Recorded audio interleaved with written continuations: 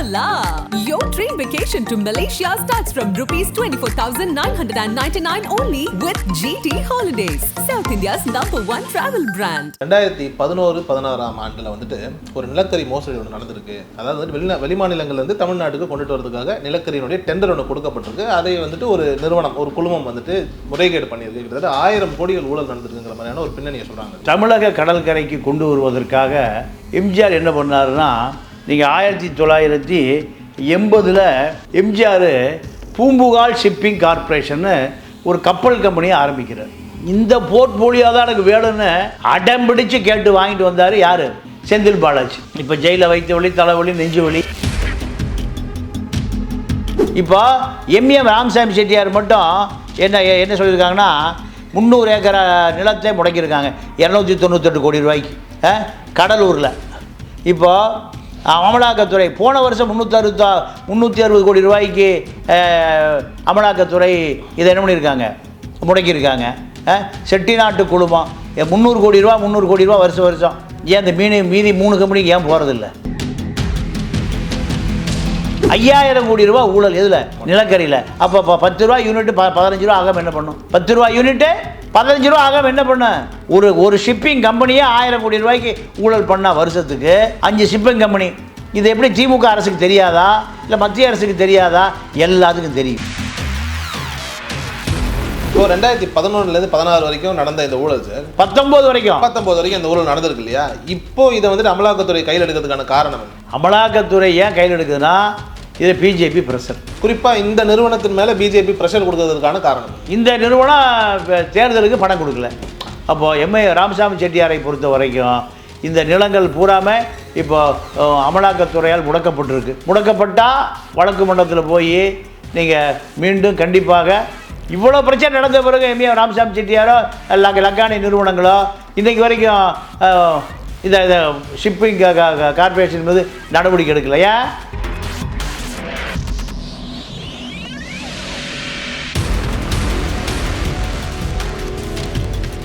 ஆகாயம் நேயர்களுக்கு வணக்கம். நான் உங்கள் அஷ்ரஃப். இன்று நம்மோடு இருப்பது மூத்த பத்திரிகையாளர் ஐயா பாண்டியன் அவர்கள். சார் வணக்கம் சார். வணக்கம்.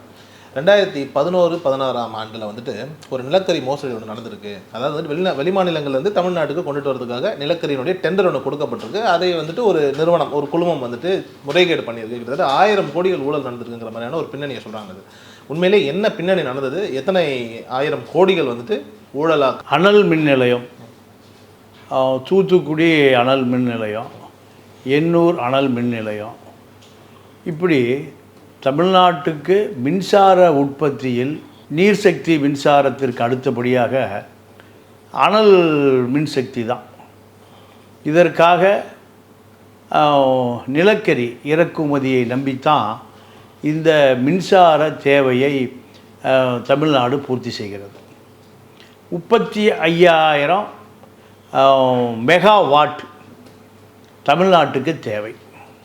இதை காற்றாலை மின்சாரம், நீர்மின் உற்பத்தி இப்படி ஏறக்குறைய ஒரு 15,000 முதல் 20,000 மெகாவாட் மின்சக்தி கிடைக்குது. மீதி 10,000 முதல் 15,000 மெகாவாட் மின்சாரத்திற்கு அனல் மின் நிலையத்தை நம்பித்தான் இருக்குது.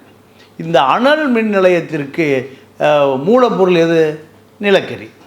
அப்போது எம்ஜிஆர் காலத்தில் என்ன பண்ணாருன்னா, எம்ஜிஆர் இந்த நிலக்கரியை வெளிநாடுகளிலிருந்து தான் இறக்குவது. ஒன்று ஆஸ்திரேலியா, இல்லைன்னா இந்தோனேஷியா.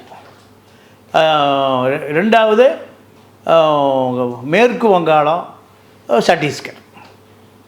உள்நாட்டிலும் எடுக்கலாம், வெளிநாட்டிலிருந்து எடுக்கலாம். வெளிநாடுகள் மாநில அரசாங்க மின்சாரத்துறையை பொறுத்த வரைக்கும் மத்திய அரசு என்ன பண்ணுது? மேற்கு வங்காளத்திலேருந்து வாங்கிங்க, அதாவது coal of India, coal India, இங்கேருந்து பர்ச்சேஸ் பண்ணிக்கலாம். இதே விலைக்கு நீங்கள் இந்தோனேஷியாவிலேருந்து, ஆஸ்திரேலியாவிலேருந்து மாநில அரசுகளை பர்ச்சேஸ் பண்ணிக்கலாம். இப்படி இதை தாண்டி இந்த பழுப்பு நிலக்கரியை தமிழக கடற்கரைக்கு கொண்டு வருவதற்காக எம்ஜிஆர் என்ன பண்ணாருன்னா, நீங்கள் 1980 எம்ஜிஆர் பூம்புகார் ஷிப்பிங் கார்பரேஷன் ஒரு கப்பல் கம்பெனியை ஆரம்பிக்கிறார். பூம்புகார் தான் தமிழர்களுடைய வரலாற்று தலைநகரம். இங்கிருந்தே கப்பல் எல்லாம் போச்சு பல வெளிநாடுகளுக்கு. அதனால் 3 கப்பலை எம்ஜிஆர் வாங்குறார். தமிழ் பெரியார், தமிழ் அண்ணா, தமிழ் காமராஜ், 3 கப்பல். இந்த கப்பல் அன்றைய காலகட்டத்தில் 100 கோடி ரூபாய், 300 கோடி ரூபாய்க்கு 3 கப்பலை வாங்குறார். இந்த கப்பல் பூம்புகார் ஷிப்பிங் கார்ப்பரேஷன். இது 3 கப்பலை என்ன வேலைன்னா தமிழ்நாட்டுக்கு தேவையான நிலக்கரிகளை எடுத்துக்கொண்டு வரும். இதுதான் 3 கப்பலும் அன்றைக்கு 300 கோடி ரூபாய், வருஷத்துக்கு 300 கோடி ரூபா வாடகையாக கொடுக்கணும். இதற்காகத்தான் எம்ஜிஆர் என்ன பண்ணார், 3 கப்பல்களை வாங்கினார். ஆனால் இன்றைக்கு ஒரு வருடத்திற்கு 300 கோடி ரூபாய் நிலக்கரி எடுப்பதற்காக வாடகையாக கொடுக்குறாங்க. அப்போ வருஷம் ஒரு கப்பலை வாங்கிடலாம். ஆனால் இந்த கப்பல் ஏஜென்சிகளை 3 பேர் தான் வச்சுருக்காங்க. ஒன்று India cements Srinivasan, MAM Ramasamy Chettiar, 3வது இடிஏ பிஎஸ்சி அப்துல் ரஹ்மான், 4வது இபி சேர்மன் லக்கானியே ஒரு பினாமி கம்பெனி வச்சுருக்கார். அந்த கம்பெனிக்கு பேர் ராஜேஷ் லக்கானி வச்சுருக்கிற கம்பெனிக்கு பேர் ரிப்ளி. அதில் 5 கப்பல் இருக்குது, வெஸ்ட் பெங்காலில் பதிவு செய்யப்பட்டிருக்கு. அப்போது இத்தனை கப்பலில் தான் நிலக்கரி எடுத்துக்கொண்டு வரப்படுகிறது. நீங்கள் திடீர்னு போன ஆட்சியில் தங்கமணி இதில் பல லட்சம் கோடி சுருட்டினார். சுருட்டுவதற்காகவே இபி மந்திரியாக போனார். பல 1000 கோடி அதில் சுருட்டப்பட்டது. இந்த போர்ட்போலியோ தான் எனக்கு வேணும்னு அடம்பிடிச்சு கேட்டு வாங்கிட்டு வந்தார் யார், செந்தில் பாலாஜி. இப்போ ஜெயிலில் வைத்த வழி, தலைவலி, நெஞ்சு வலி. இந்த ஷிப்பிங் கார்ப்பரேஷனில் 2,38,000 டன் நிலக்கரியை காணுன்னு யார் சொன்னார், செந்தில் பாலாஜி சொன்னார். ஒரு அறிக்கையை வந்து பார்த்தீங்களா, அது எங்கே போச்சு இன்றைக்கு வரைக்கும் தகவலை காணும். பாதியை கொடுத்துட்டு ஒயிட் ஆக்கிட்டார். 2,38,000 டன் திருடப்பட்டிருக்கு. வாங்கவே இல்லை, வாங்கினா தானே திருட முடியும்.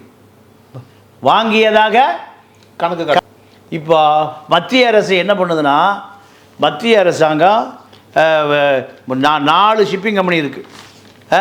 4 ஷிப்பிங் கம்பெனி, அதாவது இடிஏ, எம்ஏஎம் ராமசாமி, ஏபிஜே கல்கட்டாவில் இருக்கக்கூடிய company, India cements Srinivasan company. இந்த 4 பேரை தவிர யாருமே டெண்டர் கால்ஃபார் பண்ண முடியாது. ஏன் கால்ஃபார் பண்ண முடியாதுன்னா, 1,00,000 டன்னை ஏற்றிட்டு 50,000 டன் தான் இங்கே வரும். அங்கே ஏற்றுறதே இல்லை. எங்கே, இந்தோனேஷியாவிலையோ ஆஸ்திரேலியாவிலையோ பாதித்தை ஏற்றுறது. இதில் இன்னொரு பெரிய விஷயம் என்னென்னா, அதாவது வெஸ்ட் பெங்காலில் ஹால்திராம்னு ஒரு போர்ட் இருக்குது. அங்கே அது ஒரு நிலக்கரி, அதாவது எங்கேருந்து வரும்னு கேட்டிங்கன்னா, வெஸ்ட் பெங்காலிருந்து நிறைய கொண்டு அங்கே தான் சேமித்து வைப்பாங்க. கோல் இண்டியா. இங்கே ஆழம் அதிகமாக இல்லை. நிறைய கப்பலை நீங்கள் முழு நிலக்கரி கொள்ளளவை நீங்கள் ஏற்றுனீங்கன்னா ஏறக்குறைய ஒரு 1,00,000 டன்னை ஏற்றுனீங்கன்னா முங்கி போயிருக்கு கப்பல். அதனால் என்ன பண்ணுறாங்கன்னு கேட்டிங்கன்னா, ஆறும் கடலும் கலக்கிற இடத்துல ஹுப்ளி ரிவர் வழியாக வெஸ்ட் பெங்கால் எங்கே வருதுன்னு கேட்டிங்கன்னா, செயற்கை துறைமுகம் பிரதீப் துறைமுகத்துக்கு வரும். மீதி நிலக்கரி அங்கே தான் நிரப்பிக்கொண்டு எங்கள் திருப்பி தூத்துக்குடிக்கோ எண்ணூருக்கோ வரும். ஆனால் அப்படி நிரப்புவதே இல்லை. எங்கே நிரப்புறதோடு சரி, நீங்கள் பாதியை எங்கே நிரப்புவான்னு கேட்டிங்கன்னா, ஹல்திராம் போர்ட்டில் ஹல்திராம் ஸ்வீட்டெல்லாம் வருதில்ல, அந்த ஊர் அங்கே நிரப்புறதோடு இங்கே வந்துடும். அப்போ 2,38,000 டன்னை காணோம்னா நிரப்புனா தானே காணாமல் போயிடும். இத்தனை ஆண்டு காலம் ETA, MAM Ramasamy, APJ, India cements, இந்த 4 கம்பெனியை தாண்டி யாரும் எடுக்கிறதே இல்லை. எது ஷிப்பிங் கான்ட்ராக்டு. இந்த கப்பல் என்னாச்சு, தமிழ் பெரியார், தமிழ் அண்ணா, தமிழ் காமராஜ் பழைய ஸ்கிராப்புக்கு போட்டாச்சு. எதுக்கு போட்டாச்சு, பழைய ஸ்கிராப். ஏன், யாரும் திருட முடியாது. இவர்களை தவிர இன்டர்நேஷ்னல் டெண்டர் யாரும் கொடுக்க முடியாது. ஒரு நாளைக்கு கப்பல் வாடகை 25 லட்சம் ரூபா நம்ம காசுக்கு. ஒரு நாளைக்கு 25 லட்ச ரூபா கப்பல் வாடகை, ஒரு மாதம் வந்ததுன்னா 7.5 கோடி ரூபாய் கப்பல் வாடகை. இப்போ 5 கப்பல் இருக்குது, 5 கப்பல் இருந்ததுன்னா 7.5 கோடினா 30-40 கோடி ரூபா கப்பல் வாடகை. இப்போ கப்பலே 200 கோடி ரூபாய் டு 300 கோடி ரூபாய் கப்பலே வாங்கிடலாம். ஆனால் கப்பல் வாங்கினா அதில் வந்து ஊழல் பண்ண முடியாது. ஊழல் பண்ணுவதற்கு பல லட்சம் மெட்ரிக் டன் நிலக்கரி ஏற்றாமலே ஏற்றியதாக, இறக்காமலே இறக்கியதாக ஊழல் பண்ணுவதற்கு தோதா இந்த 4 நிறுவனத்தில் நீண்ட காலமாக, எத்தனை வருஷமா, 50 வருஷமாக எம்ஜிஆர் ஆரம்பித்த காலத்துலேருந்து இந்த 4 நிறுவனமே அப்படி தான் இருக்கு. இப்போ எம்எம் ராமசாமி செட்டியார் மட்டும் என்ன சொல்லியிருக்காங்கன்னா 300 ஏக்கர் நிலத்தை முடக்கியிருக்காங்க 298 கோடி ரூபாய்க்கு கடலூரில். இப்போது அமலாக்கத்துறை போன வருஷம் 360 கோடி ரூபாய்க்கு அமலாக்கத்துறை இதை என்ன பண்ணியிருக்காங்க, முடக்கியிருக்காங்க. செட்டிநாட்டு குழுமம் 300 கோடி ரூபா வருஷம். ஏன் இந்த மீதி 3 கம்பெனிக்கு ஏன் போகிறதில்ல? என்ன காரணம்? 3 கம்பெனி கரெக்டாக மாமூல் கொடுத்துட்றாங்க, வேற என்ன? இப்போ எம்எம் ராமசாமி செட்டியாருடைய மகன் லோக ஐயப்பன் இந்த நிறுவனத்திலேருந்து வெளியேற சொல்லி அழுத்தம், வெளியேற முடியாதுங்கிறாங்க. 2011 to 2019 south India shipping corporation, அதான் எம்இஎம் இது. இப்போ ஐயப்பன் அதை பார்த்துட்டு இருக்காரு. எவ்வளோ ஊழல் நடந்திருக்கு? 900 கோடி ஊழல் நடந்திருக்கு சவுத் இந்தியா ஷிப்பிங் கார்பரேஷனில். 234 கோடி ரூபாய்க்கு தான் நிலக்கரியை ஏற்றிருக்காங்க. இங்கே பில்லை போட்டு எடுத்தது எவ்வளவு? 1267 கோடி ரூபா. அப்போது 1000 கோடி ரூபா ஒரு வருடத்திற்கு ஊழல்னா 5000 கோடி ரூபா ஊழல் எதில்? நிலக்கரியில். அப்போ 10 ரூபா யூனிட்டு 15 ரூபா ஆகாமல் என்ன பண்ணும்? 10 ரூபா யூனிட்டு 15 ரூபா ஆகாமல் என்ன பண்ண? ஒரு ஷிப்பிங் கம்பெனியே 1000 கோடி ரூபாய்க்கு ஊழல் பண்ணால் வருஷத்துக்கு 5 ஷிப்பிங் கம்பெனி. ஆனால் இது எப்படி திமுக அரசுக்கு தெரியாதா, இல்லை மத்திய அரசுக்கு தெரியாதா? எல்லாத்துக்கும் தெரியும். வருஷம் நீங்கள் அமலாக்கத்துறை ரெடி பண்ணிகிட்டே இருக்குது. என்எல்சியில் 26,000 டன் வெட்டி எடுக்கப்படுகிறது. அது எங்கே போயிடுது? நீங்கள் எல்லாம் வட இந்தியாவுக்கு போயிடுது. 12,000 கோடி தான் தமிழ்நாட்டுக்கு ராயல்ட்டி கொடுக்கப்படுகிறது. பூம்புகார் ஷிப்பிங் கம்பெனியில் 4 கப்பல் இருக்குது. 4 கப்பலில் ஒரு சர்வீஸ் இன்ஜினியர் கூட கிடையாது. பழைய இரும்புக்கு போடுற நிலைமைக்கு வந்துருச்சு. ஏன்? அதிலிருந்து இவங்க கொள்ளையடிக்க முடியாது. கொள்ளையடிக்கணும்னா என்ன பண்ணணும்? ப்ரைவேட்டுக்கு கொடுக்கணும். அதாவது நான் 500 டன்னு இல்லைன்னா 500 டன்னு கல்கட்டாவில் இங்கே வரும்போது 400 டன் ஆயிரும். ஏன்? ரயிலெல்லாம் காற்றுல பறந்து போயிருந்தான். ஏற்றுறதே 400 டன்னு தான். 500 டன் ஏற்றுனா 100 டன்னாக காணோம். இப்படி நீங்கள் சவுத் இந்தியா ஷிப்பிங் கார்பரேஷனில் இப்போ 10 பேரை கைது பண்ணியிருக்காங்க. எவ்வளோ பேரை? 10 பேரை கைது பண்ணியிருக்காங்க. 10 பேரை கைது செய்த பிறகு ஏன் அந்த கம்பெனியை பிளாக் லிஸ்ட்லேருந்து வைக்கிறீங்க? அந்த கம்பெனி எடுத்துட வேண்டியதானே? இந்த கம்பெனி ஊழல் பண்ணுதுன்னு வருஷம் அமலாக்கத்துறை போகுது. 1000 கோடி 500 கோடி 300 கோடி 400 கோடின்னு. இந்தியா சிவில் சீனிவாச பக்கமே போகிறதில்ல, இடிஏ பக்கம் போகிறதில்ல. இல்லை, ஆனால் இடிஏ பக்கத்தில் கூட வந்துட்டு சமீபத்தில் ஒரு ஐடி ரைடு ஒன்று நடந்ததில்லை ஒரு நாள். சார், அதாவது இதெல்லாம் வந்து கண் துடைப்பாக நடக்குது. ஆனால் இந்த கம்பெனிகளை தவிர புது கம்பெனி ஒரு டெண்டருக்கு உள்ளே போகவே முடியாது. இங்கே அனல் மின் நிலையத்துக்கு தேவையான நிலக்கரி தரமானதா தரமற்றதா, நீங்கள் எத்தனை டென்சிட்டி உள்ளது, இதெல்லாம் பார்க்கிற அதிகாரிகளை எந்த நிலக்கரி வந்தாலும் சரி இவர்கள் அதை என்ன பண்ணுறான்? பர்ச்சேஸ். ரத்ன விஸ்வநாத் இருந்தார் இபி அமைச்சராக. தங்கமணிக்கு முன்னாடி புளி விற்றுட்டு இருந்தார். புளி மூட்டை ராமசாமி. இன்றைக்கி அவர் நத்தத்தில் ஒரு இன்டர்நேஷ்னல் ஸ்டேடியமே கட்டி வச்சுருக்கார்.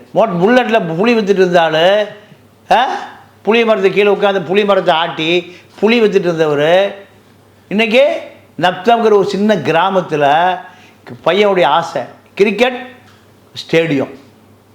எத்தனை நீங்கள் கிரிக்கெட் ஸ்டேடியம் கட்டுறதுக்கு வீட்டில் ஓலையில் இருக்கிறவன் ஹாஸ்பிட்டல் சீட்டு போடுறதுக்கே காசு இல்லை. நத்தத்தில் என்ன இருக்குது? International standard cricket stadium. எல்லாம் இதில் நிலக்கரியில் தான். அப்போது நிலக்கரி அரசியல் என்பது மிகப்பெரிய அரசியல். பல ஆயிரம் கோடி ரூபாய் வர்த்தகம், கப்பலில் காலி கப்பலாக வரும். இங்கே பூரா ஆயிரம் கோடி ரூபாய் இப்போ ஊழல்னா எம்ஏஎம்ஏவுடைய நிறுவனம் சவுத் 1000 கோடி ரூபாய் ஊழல்னா அந்த கம்பெனி ஏன் இல்லை பிளாக் லிஸ்ட்டில் போட்டு எடுத்துட வேண்டிய கான்ட்ராக்டே கொடுக்காம அப்படியும் கொடுக்கறதுக்கான காரணம் என்ன? அதிமுக அடித்ததை விட அப்போ பெருங்கொள்ளை நடக்குது, பெரிய ஊழல் நடக்குது. அப்போது இதை அறப்போர் இயக்க ஜெயராமன் தான் இந்த வெளி உலகத்துக்கு கொண்டு வர்றார். கொண்டு வந்தால் 200 கேஸு நீதிமன்றத்தில் நிலுவையாக இருக்குது.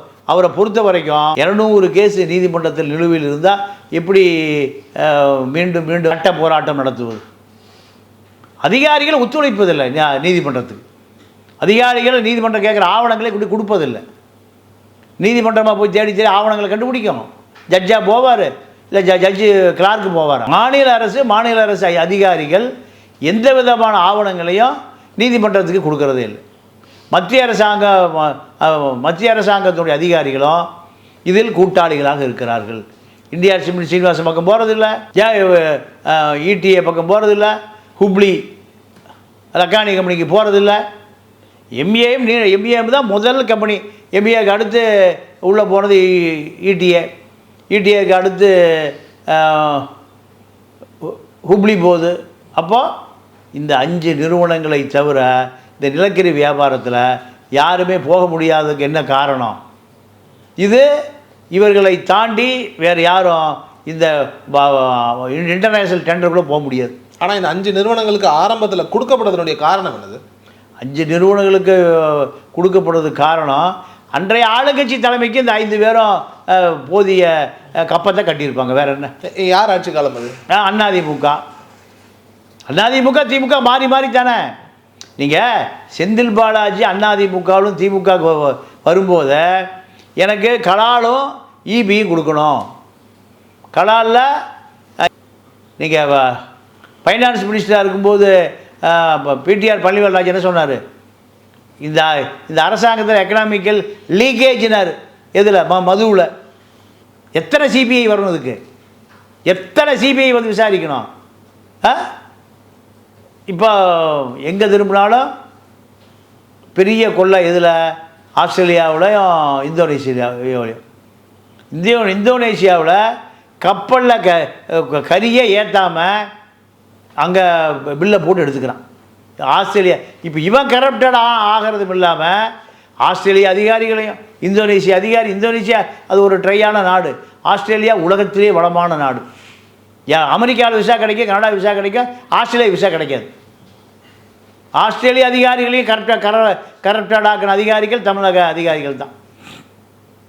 அப்போது மின்சாரம் என்பது அடிப்படை தேவை. தொழிற்சாலையாக இருக்கட்டும், வீடாக இருக்கட்டும், அலுவலகமாக இருக்கும், எல்லாருக்கும் அடிப்படை தேவை.